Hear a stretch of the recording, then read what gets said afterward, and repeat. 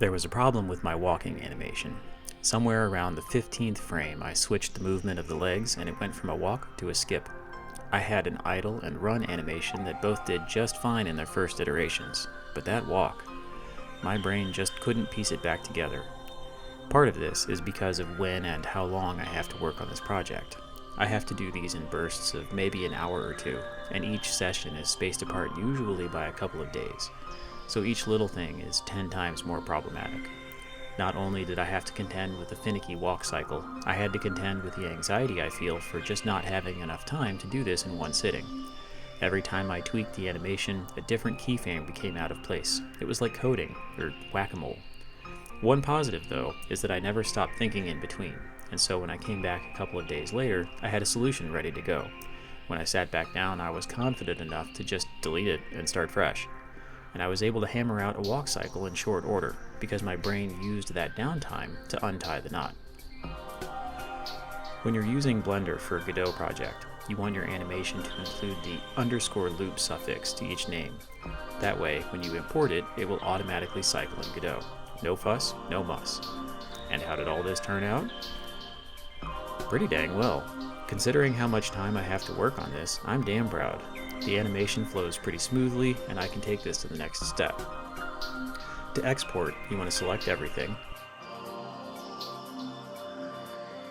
export as a GLTF,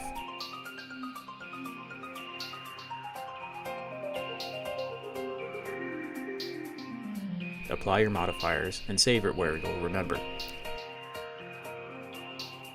In Godot, you can delete the one you did wrong before this one, and drag and drop your GLTF file into your folders.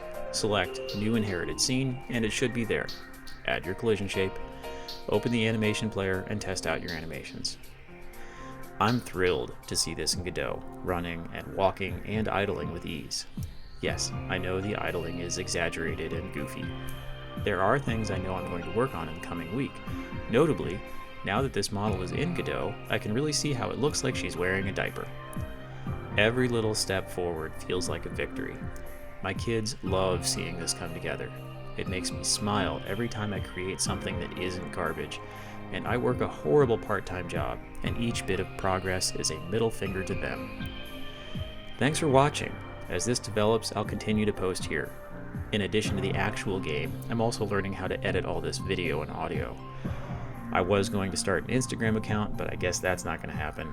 Maybe Kara. But my own website is the most likely option.